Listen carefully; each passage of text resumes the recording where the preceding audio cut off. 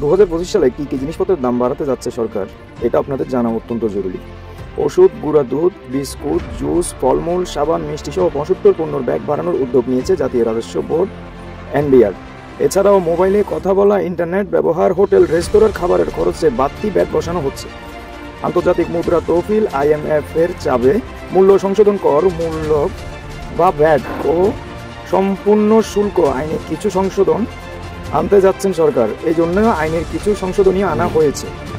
এইসব সংশোধনী মূল্য সংযোজন কর ও সম্পূর্ণ কর শুল্ক সংশোধনীয় অন্য দেশ 2025-এর খসড়া সংসদ বিষয়ক বিভাগের ওয়েটিং সাপেক্ষে বুধ 1 জানুয়ারি উপদেষ্টা পরিষদের বৈঠকে নীতিগত অনুমোদন দেওয়া হয়। অচিরে তা প্রজ্ঞাপন আকারে জারি করা হবে বলে বৈঠক সূত্রে জানা গেছে। এনবিআর সূত্র জানায়, আন্তর্জাতিক মুদ্রা তহবিল IMF সরকারের দেওয়া জনের শর্ত হিসেবে কর ছাড় কমিয়ে রাজস্ব বাড়ানোর অংশ হিসেবে ব্যাট যৌক্তিক করার কথা বলেছে। সংস্থাটি পরামর্শ মতে মানুষের প্রতিদিন ব্যবহার 65টি পণ্য ও সেবার উপর ব্যাট বাড়ানো হয়েছে। তালিকা উল্লেখযোগ্য পণ্যগুলি হল জীবন রক্ষাকারী ওষুধ, এলপি গ্যাস, গুঁড়া দুধ, বিস্কুট, আচার,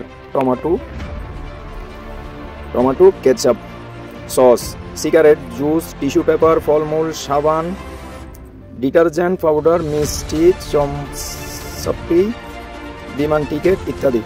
তবে ভ্যাট বাড়ানোর কারণে এসব পণ্য ও সেবার দাম বাড়ার আশঙ্কা রয়েছে, যা মূল্যস্ফীতিকে উস্কে দিয়ে সাধারণ মানুষের কষ্ট বাড়াবে মনে করা হচ্ছে। সূত্র আরও জানায়, জন দিতে IMF বাংলাদেশকে যে জিডিপি অনুপাত 0.2% বাড়ানোর শর্ত দিয়েছে, টাকার অঙ্কে যা 12,000 কোটির বেশি। এর অর্থ 2024-25 অর্থ বছরের রাজস্ব লক্ষ্যমাত্রা 4,80,000 কোটি টাকার সঙ্গে যোগ হবে। বাজেট প্রণয়নের সময় এনবিআরকে রাজস্ব লক্ষ্যমাত্রা ঠিক করে দেয় অর্থ মন্ত্রণালয়। এই লক্ষ্য স্বাভাবিক ভিত্তিতে নয় বলে এনবিআর থেকে একাধিকবার জানানো হয়েছে। তার উপর IMF আরও 12,000 কোটি টাকার আদায়ের বোঝা চাপিয়ে দেয়। এই অবস্থায় ব্যাট হার বাড়ানোর বিকল্প ছিল না। সূত্র আরও জানায়, উপদেষ্টা পরিষদ নতুন ভ্যাট হারের বিষয়টি অনুমোদন দিয়েছে। আগামী 2-3 দিনের মধ্যে নতুন প্রজ্ঞাপন জারি হতে পারে। নাম প্রকাশ না করে সত্ত্বে এনবিআর এর ঊর্ধ্বতন এক কর্মকর্তা বলেন, সাধারণ মানুষের বাজেটের সময় ভ্যাটের হার বাড়ানো বা কমানোর সিদ্ধান্ত নেওয়া হয়। এর বাইরে খুব একটা পরিবর্তন হয় না। তাছাড়া মূল্যস্ফীতি ঊর্ধ্বগতি প্রবণতার কারণে এবার তো তা করার তেমন কারণও নেই। অর্থ বছরের মাঝামাঝি সময়ে এসে এনবিআর ব্যাট হার বাড়াতে চায়নি। আমরা সাধারণ মানুষের চিন্তা কেউই করবে না, সরকারের চিন্তা করবে। এটা হচ্ছে শেখ হাসিনা আমাদেরকে বোঝা যেটা চাপিয়ে দিয়ে গেছে IMF থেকে ঋণ নিয়ে, এটা আমরা সবাই জানি।